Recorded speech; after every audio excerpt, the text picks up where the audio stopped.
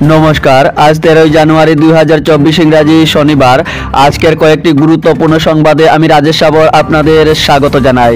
বিস্তারিত সংবাদে যাওয়ার আগে আপনাদের কাছে অনুরোধ, চ্যানেলে নতুন হলে সাবস্ক্রাইব করে পাশের বেলটি বাজিয়ে রাখবেন।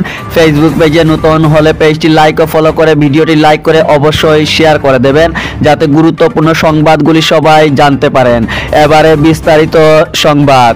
গেরুয়া ঝড়ে নিশ্চিহ্ন কংগ্রেস, বিরোধী শূন্য পার্বত্য পরিষদ। প্রত্যাশিতভাবে গেরুয়া ঝড়ে পাহাড়ে নিশ্চিহ্ন কংগ্রেস। এমনকি প্রথমবারের জন্য খাতা খুলতে পারেনি তৃণমূল কংগ্রেস। তৃতীয়বারের জন্য ডিমা হাসাও স্বশাসিত পরিষদ নিজেদের দখলে রাখতে সক্ষম হলো বিজেপি। গতকাল নির্বাচনের ফলাফল ঘোষণা করা হয়। পরিষদের মোট 28টি আসনের মধ্যে 6টি আসনে গেরুয়া দল বিনা প্রতিদ্বন্দ্বিতায় জয়লাভ করার বিপরীতে 22 আসনে নির্বাচন অনুষ্ঠিত হয়।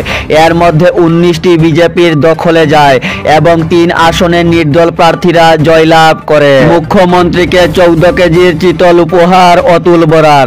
ভোগালী বিহুর প্রাক মুহূর্তে মুখ্যমন্ত্রী ডক্টর হিমন্ত বিশ্ব শর্মাকে মাছ উপহার দিলেন কৃষিমন্ত্রী অতুল বরা। গতকাল মুখ্যমন্ত্রীর সঙ্গে দেখা করে বিহুর শুভেচ্ছা বিনিময়ের পাশাপাশি 15 কেজি ওজনের একটি বোয়াল এবং 14 কেজি ওজনের একটি চিতল মাছ মুখ্যমন্ত্রীকে উপহার দেন অতুল বরা। এদিকে বৃহত্তর উজানবাজার অনুসূচিত জাতি মৎস্য ব্যবসায়ী সংস্থার সভাপতি মোহন মেধি, কার্যকরী সভাপতি হরিত মেধি, উপসভাপতি দিলু দাস এবং সম্পাদক ভাস্কর দাসের নেতৃত্বে এক প্রতিনিধি দল একই দিনে মুখ্যমন্ত্রী ডক্টর হিমন্ত বিশ্ব শর্মার সঙ্গে সাক্ষাৎ করে ভোগালী বিহুর শুভেচ্ছা বিনিময় করেন। প্রতিনিধি দলের পক্ষ থেকে মুখ্যমন্ত্রীকে 10 কেজি ওজনের একটি চিতল এবং 8.5 কেজি ওজনের আর মাছ উপহার দেওয়া হয়। যাত্রায় বিঘ্ন ঘটাতে রাজনৈতিক ষড়যন্ত্রের আশঙ্কা কংগ্রেসের। রাহুল গান্ধীর প্রথম পর্যায়ের ভারত জুড়ো যাত্রা সফলভাবে হয়েছে বিজেপি শাসিত বিভিন্ন রাজ্যেও, কিন্তু অসমে সেই সুবিধা দিচ্ছে না বিজেপি সরকার। তাই রাহুলের ভারত জুড়ো ন্যায় যাত্রায় বিঘ্ন ঘটানোর রাজনৈতিক ষড়যন্ত্র যাতে না করা হয়, সরকারের কাছে সেই আহ্বান জানালেন প্রদেশ কংগ্রেস সভাপতি ভূপেন বরা। ধর্মীয় ভাবাবেগে আঘাত করা আমাদের উদ্দেশ্য নয়, রাম মন্দির বিতর্কে দাবি খাড়গের। বিজেপি ও আরএসএস এর অনুষ্ঠান দাবি করে 22 জানুয়ারি অযোধ্যায় উপস্থিত থাকবে না বলে জানিয়েছে কংগ্রেস। এরপরেই শুরু হয়েছে বিতর্ক। কংগ্রেস এমন সিদ্ধান্ত গ্রহণ করে ধর্মীয় ভাবাবেগে আঘাত করেছে বলে দাবি বিজেপির। বিষয়টি নিয়ে এবার মুখ খুললেন কংগ্রেস সভাপতি মল্লিকা অর্জুন খাড়গে। তিনি বলেন, ধর্মীয় ভাবাবেগে আঘাত হানার কোনো ইচ্ছে তাদের ছিল না।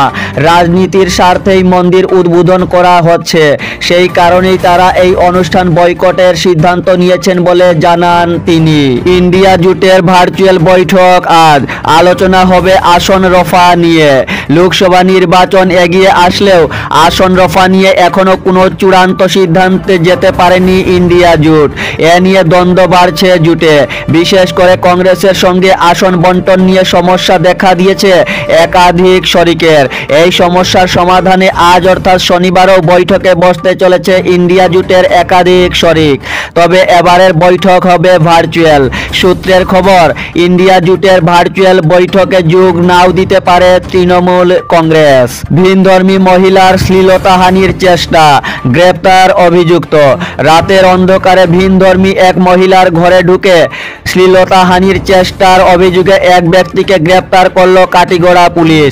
ধৃত ব্যক্তির নাম আলিম উদ্দিন। কাটিগড়ার শ্রীপুর গ্রামে বুধবার গভীর রাতে ঘটেছে এই ঘটনা। জানা গেছে, রাতের অন্ধকারে কৌশলে দরজা খুলে ভিনধর্মী এক মহিলার শ্লীলতাহানি করতে গিয়ে বিপাকে পড়ল এক ব্যক্তি। মহিলার অভিযোগের ভিত্তিতে আলিম উদ্দিন নামের ওই ব্যক্তিকে গ্রেপ্তার করেছে কাটিগড়া পুলিশ। অভিযোগ মতে জানা যায়, মহিলার স্বামী বাড়ি না থাকার সুযোগকে কাজে লাগিয়ে বুধবার গভীর রাতে মহিলার ঘরে প্রবেশ করে একই গ্রামের আলিম উদ্দিন।